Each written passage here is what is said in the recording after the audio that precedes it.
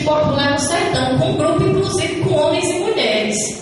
E são experiências fantásticas de ver como pessoas simples conseguem questionar o texto, e questionando o texto, questionam a sua própria forma de ser homem, de ser mulher, porque aqui eu ajo assim, de questionar a sua própria cultura. Então esse instrumental trazido numa linguagem, num formato capaz de instrumentalizar pessoas nesse processo, é fundamental para aquilo que a gente pretende dizer que é uma leitura bíblica libertadora, não é? E que seja capaz de, no contexto de uma cultura nordestina, que tem as suas belezas e tem uma força incrível.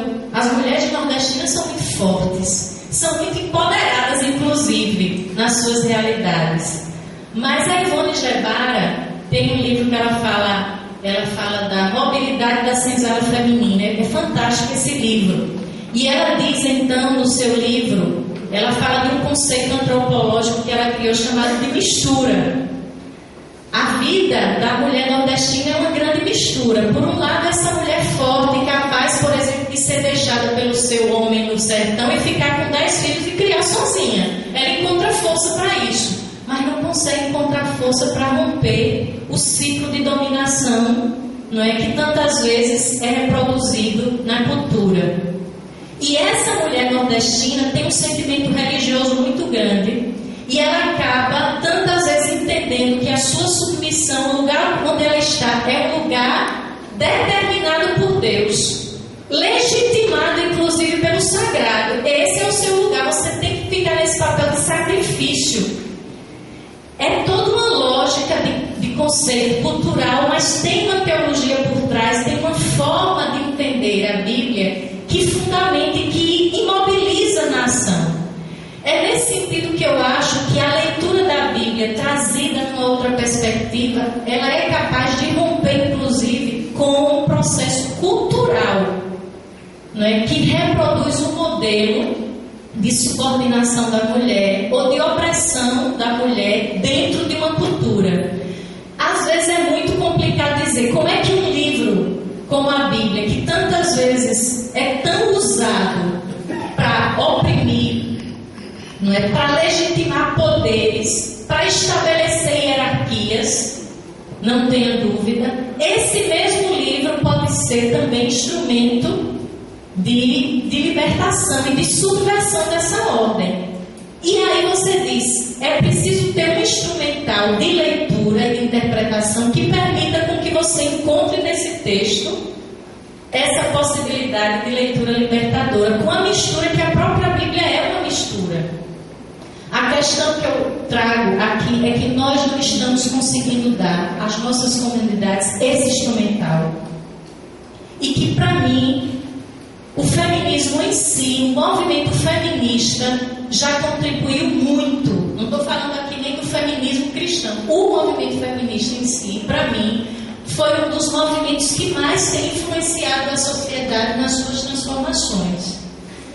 Não dá para negar que o feminismo provocou por si só muitas das coisas que a gente está vendo aí em relação a outros grupos que conseguem hoje, como os negros, a comunidade indígena, a começar a se articular, tem a ver muito com a luta feminista que começou a permitir com que essas vozes fossem, vamos dizer assim, mais ouvidas. Agora, quando a gente vai para a leitura da Bíblia, eu acredito que também a hermenêutica feminista tem muito a nos ensinar, não para fazer uma leitura apenas em torno da questão do lugar da mulher, da relação homem-mulher, mas tem muito a nos ensinar no seu processo metodológico, no seu processo educativo de como se faz leitura, porque pegou instrumental muito diferente desse tipo de instrumental que nós usamos. A leitura da Bíblia que nós praticamos,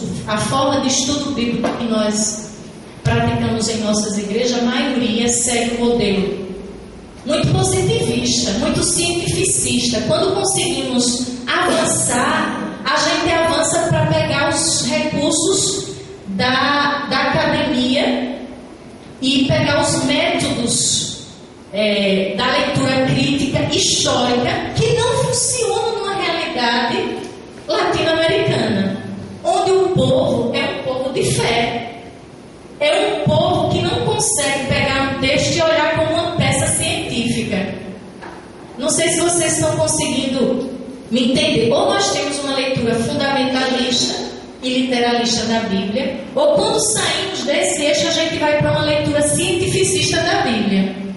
E aí pegamos o método, que é o método usado por muitos grupos, inclusive, que pretendem uma outra leitura que não seja a fundamentalista, que aí vai fazer uso de um método chamado histórico crítico, que vai tratar o texto como uma peça literária, como uma peça histórica, e começa... Isso deu certo em algumas sociedades, mas no contexto latino-americano, e agora eu estou dizendo, no contexto nordestino, isso para mim não funciona. A gente precisa preservar aquilo que eu acho muito bom na cultura nordestina, que é um povo que tem fé, que tem uma relação até afetiva com o texto, e que não é com a abordagem cientificista da Bíblia que eu vou desconstruir toda uma visão fundamentalista ou literalista da Bíblia. Nós precisamos de um outro método. E a minha questão é que nós não temos esse instrumental ainda. E o que é que eu estou então querendo dizer? Que talvez se a gente aprende um pouco mais com o método da leitura popular da Bíblia, que deu muito certo, por exemplo, na época das SEBs da Igreja Católica, se a gente aprende mais da pedagogia do oprimido de Paulo Freire, com aqueles princípios, e aprende com a hermenêutica feminista, talvez a gente vai realmente começar a se aproximar daquilo que poderia ser um instrumental teórico, metodológico, para fazer um tipo de leitura da Bíblia que seja libertadora e que seja mais provocadora, né, provocando o nosso modelo cultural. Em relação a essa questão de gênero, não somente focando nisso, mas em outras desigualdades que na leitura da Bíblia a gente pode confrontar. Enfim, então eu creio que, a princípio, para pensarmos sobre qual é a minha tese, na verdade, eu queria deixar essas provocações. Eu vou finalizar aqui com algumas questões e depois a gente abrir para as questões. A proposta de uma hermenêutica popular e feminista da Bíblia implica em certos elementos fundamentais. Em primeiro lugar, a leitura popular e feminista da Bíblia parte de uma visão de uma eclesiologia mais renovada, na qual o poder de interpretação não é exclusivo de alguns que sabem mais ou conhecem mais. E aí a gente lida, mesmo em grupos menos conservadores, às vezes a visão é de que alguns sabem e outros não sabem. Quando a gente fala de hermenêutica feminista ou nos grupos feministas de estudo bíblico, nós temos uma outra concepção de saber. Todos sabem. Todos os tipos de saberes são importantes. E quando você diz isso, aquela mulher mais simples se sente capaz de dizer sua palavra, porque o saber dela é relevante. A hermenêutica feminista da Bíblia não lê a partir das categorias de cima, mas do cotidiano, daquilo que é conhecido. Isso por si só empodera as pessoas que estão fazendo a leitura e interpretação. Implica também uma mudança metodológica em relação ao conhecimento que se gera não por transmissão vertical, mas a partir de uma construção mais comunitária. O método da leitura popular e feminista da Bíblia, independente das técnicas que se utilizem, é muito mais que um instrumental. Ele em si só se torna um conteúdo pela sua forma de ser. Enquanto o caminho é portador de uma cosmovisão e uma intencionalidade que incidem sobre esses conteúdos, mas em particular sobre as ações que se originam dessa prática.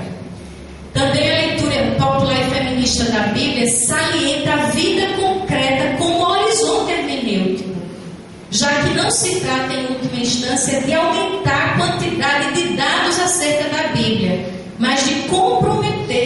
responsavelmente na sociedade com a qual se vive, através da prática, somada a uma leitura constante e crítica da história local, nacional e planetária, ou seja, vai além daquilo que a gente faz muitas vezes quando quer sair do método tradicional, fundamentalista, começar a querer saber mais da Bíblia, simplesmente ter mais conhecimento. E isso não gera libertação nem compromisso com a vida prática.